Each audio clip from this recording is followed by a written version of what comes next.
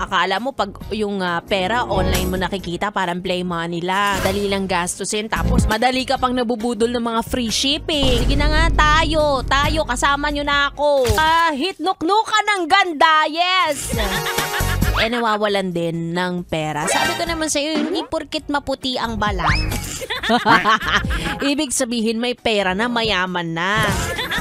Sa mga alam ko nagpapahirap sa ating mga Pilipino ay ang pag-online shopping. Kasi nga naman madali, di ba? Onting click mo lang, add to cart, check out, tapos ilang araw may kakatok na sa pinto ninyo. Ma'am, parcel po.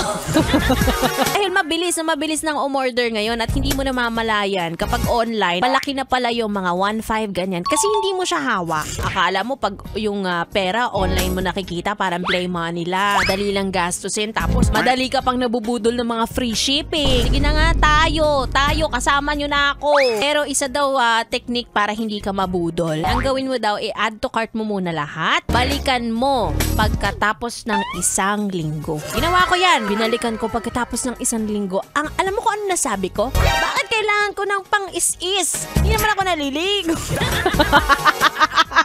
Effective yung maniwala ka sa akin.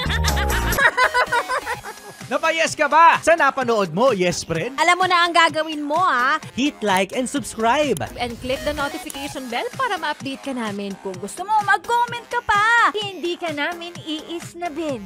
Go, yes, friend!